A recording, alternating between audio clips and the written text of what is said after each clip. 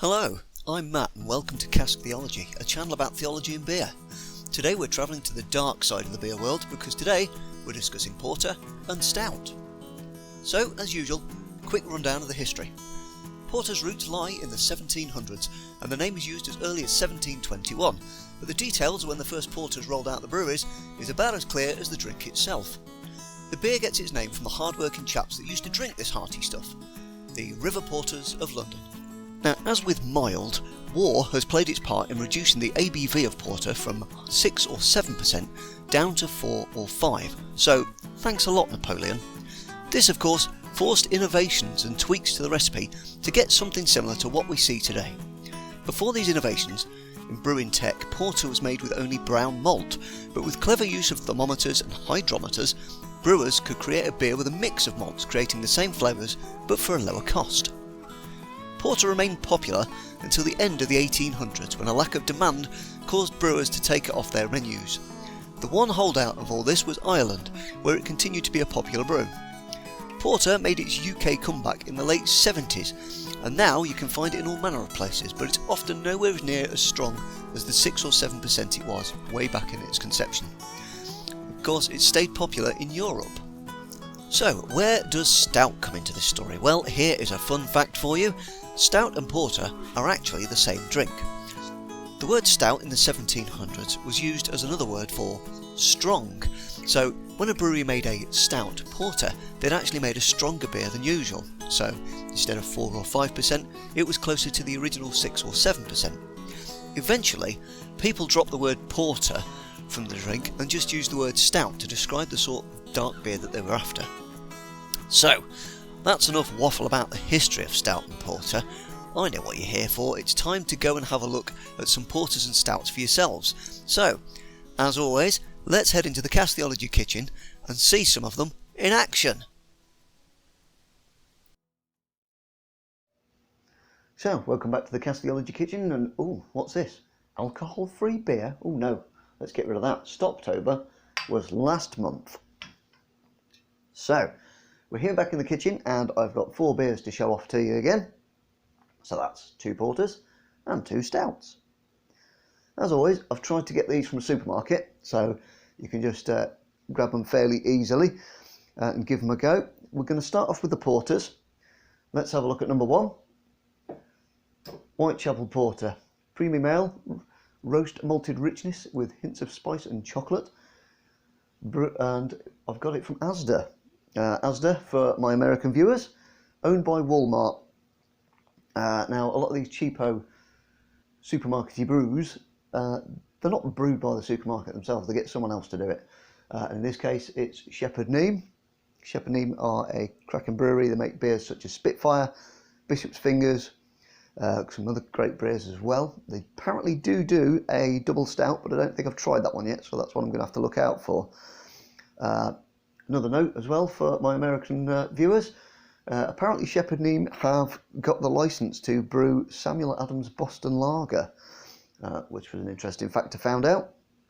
So, we've talked about porter enough, let's have a look at some porter. Let's get this in a glass. Now this is one I have actually tried. Gluggity gluggity glug.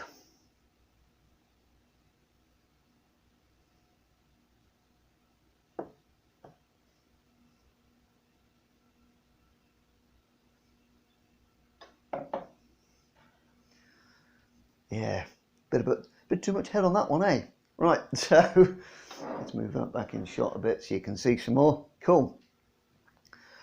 So, porter, bit like mild, really dark coloration to it, very dark, almost opaque. You can barely see anything through it, and you can see that it actually reflects the malts that's been used in it with its dark colour. You can see I've got some malts on the back here. That's some chocolate malt there. Those are some roasted malts. As you can see, they're very dark and they've produced a really dark beer.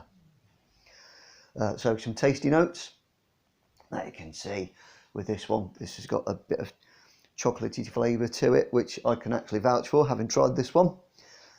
Sometimes they've got some charcoaly kind of flavour. Often quite smooth drinks, a bit milk-like in that regard almost. And because of that, they do sit very heavy on the stomach. Can be very filling. So sometimes you can't have more than a few porters and you feel, oh, blimey, I'm a bit full. That's one of the reasons the old porters of London loved it to bits, because it was like a meal in a glass. So they could have a couple of them and they wouldn't be hungry for the rest of the day. So that's the Whitechapel Porter. Let's get on to the other porter that I've got today, which is Acorn Brewery again, and they do a Old Moor Porter. Let's just have a swizz on the back. Tasty notes for this one: rich, malty, and hints of licorice, which is another flavour that you get in porters sometimes. I've not tried this yet, so I can't vouch for that. So I guess there's only one thing for it, isn't there? So let's crack open the Acorn.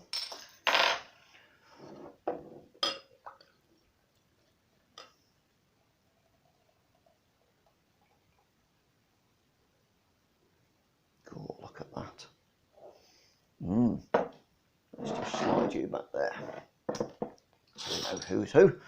Again, visually, yeah, there's not much visual difference, is there? A lot of porters look very similar, dark with a lovely either creamy white head or browny sort of almost teaish coloured head. As I mentioned earlier with the ABVs, the Old Moor is 4.4 and the Whitechapel's 5.2, so they're nothing like the old school porters that you had back in the day. Let's see if I can taste some of this licorice. Oh yes, definitely a kind of licoricey sort of, bittery kind of taste to that. Cracking. Oh, getting a bit of charcoal as well.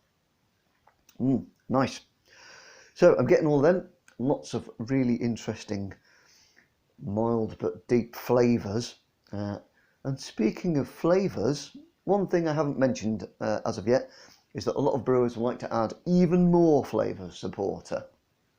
Even more. And sometimes they can create some flavoursome magic. So sometimes they'll double down on the more coffeeier side of the malts and roasts and create stuff like mocha porters. I think I've tried one of those. I can't remember. Or they'll go, like with the Whitechapel, they'll go the other end and go for the more chocolatey stuff. I have tried chocolate porter a while ago. That was quite interesting. But sometimes they just want to go a bit more interesting. Now the most interesting ones I've seen, or tried at least, because there are loads of them out there, the most notable ones were Titanic's Plum Porter, which I'll stick a thing on around here somewhere. That we had that in our pub and it flew out. It was a really interesting beer. It looked like this, but it tasted like plums, and it straddled that fine line between being just all about plums and not enough about beer. It just hit that line about not being too overpowering with flavour. I did mention there was two that I tried. The other one I tried this year at a beer festival, one that I'd heard lots about and finally got a chance to try, and that was Tiny Rebel's Stay Puffed Marshmallow Porter, which sounds bonkers, but it really worked. It was really nice. It was absolutely magic. Of course, adding these extra flavours, that's not exclusive to the porter end of things. Stout gets in on the game as well. I've seen chocolatey stouts. We did, I think it was Belhaven, did a smokestack stout, which we sold at our place. That was really interesting. Tasted like a bonfire. I tried a really interesting vanilla stout from, I think it was Wainwright.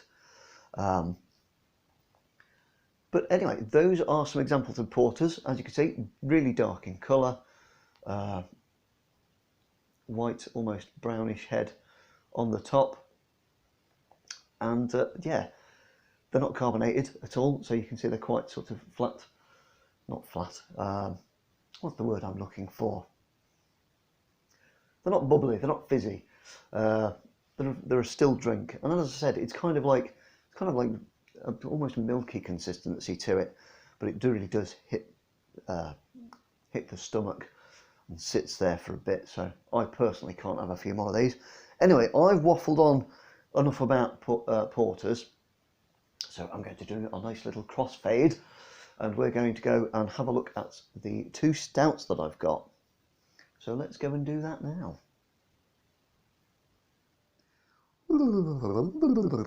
There we go, nice little crossfade into the next section. Right, so as with the porters, we've got 2 to show off, so let's not muck about. But if you're going to mention stout, you've got to mention the most obvious stout, the most popular stout in the world, Guinness. So, Arthur Guinness, back in the late 1700s, 1787 or so, started up his brewery. But by 1799, he'd stopped doing all beer except stouts and porters due to tax reasons, basically. But it was a wise decision, because now Guinness is one of the most recognised stouty portery brands in the world, and the Irish are quite notably proud of it, with good reason.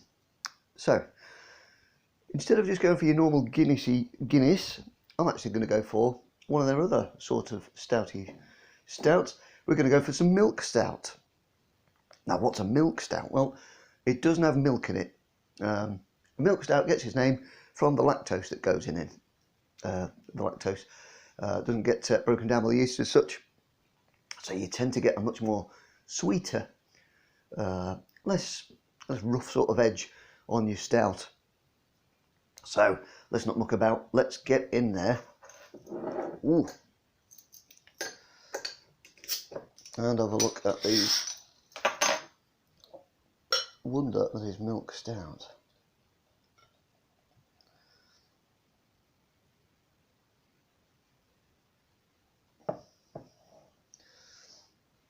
Oh, look at that. Now, there's not really much to say on the visual front. Again, I completely balked the head on that. Look at the size of that thing. But yeah, it's because stout and porter are essentially the same drink.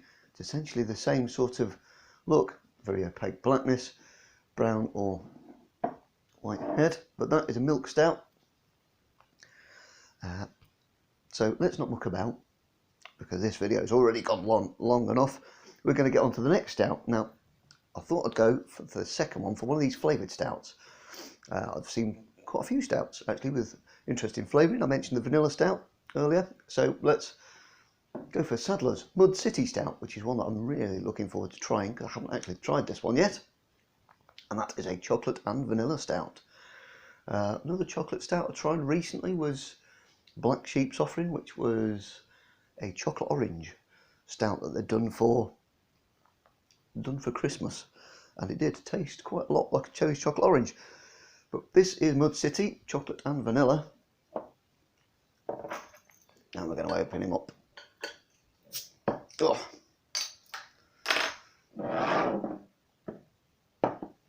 There we go.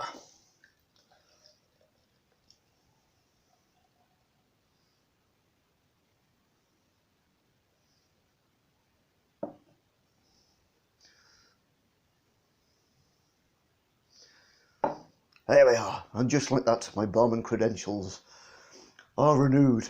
So, again, it's a stout. There's not really much to say here, is there? Visual-wise, but I did say I was going to try it, so let's do it.